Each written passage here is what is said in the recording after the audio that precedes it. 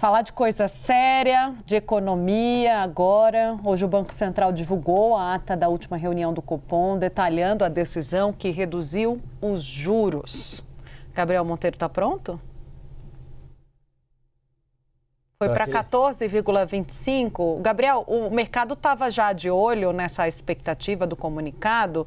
A ata esclarece as preocupações? Calma, que ele foi ao banheiro, o Gabriel Monteiro. Eu já chamei duas vezes. Na terceira ele aparece. Ele faz um jornal de 4 horas no banho. Bichinho. O pobre não come. O pobre, ele não vai ao banheiro. Eu não sei nem se ele vê a família dele. Você tem tempo para isso? Ele dorme ali. Você dorme aí mesmo?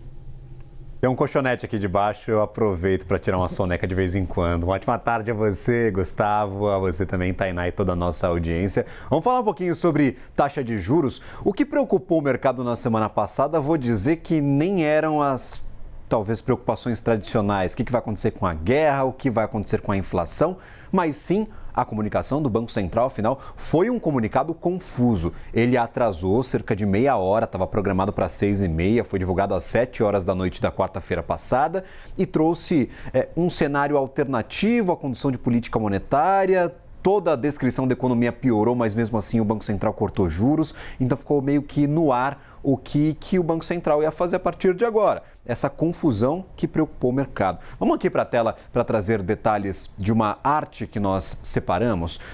Esses são 3 destaques da ata do Copom do dia de hoje. Primeiro, cenário de inflação se deteriorou, o que significa piorou bastante desde a última leitura, desde a última reunião. Requer agora política monetária contracionista. Vou traduzir aqui para quem está nos assistindo. Juro mais alto. Então a gente está com um juro na casa dos 14,5%.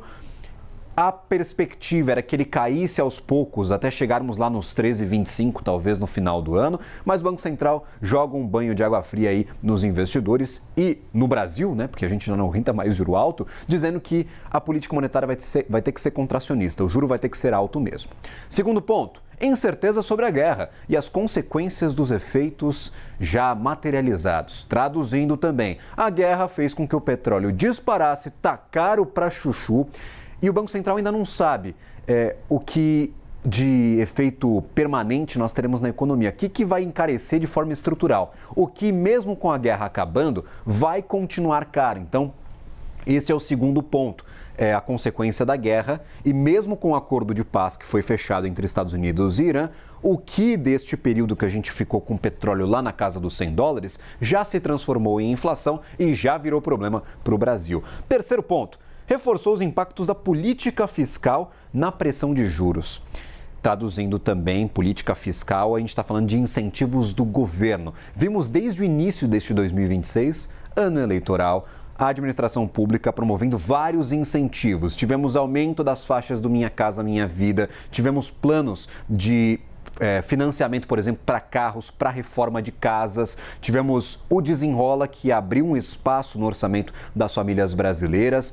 A própria isenção do salário, isenção do imposto de renda para quem ganha até R$5.000. Tudo isso é interpretado pelo Banco Central como estímulo ao consumo, estímulo fiscal. Isso faz com que a economia volte a aquecer e com a economia aquecida a gente tem a consequência da inflação. Então, tudo meio que piorou nessa comunicação, mas o ponto que mais chamou a atenção é que o Banco Central sim está estudando cenários alternativos e que se a gente ficasse com este juro alto de 14,5%, talvez até mais do que isso, lá em 2028 a gente sim ia conseguir cumprir a meta, que é de 3% de inflação, mas a gente ia ficar vários e vários trimestres seguidos com a inflação abaixo da meta.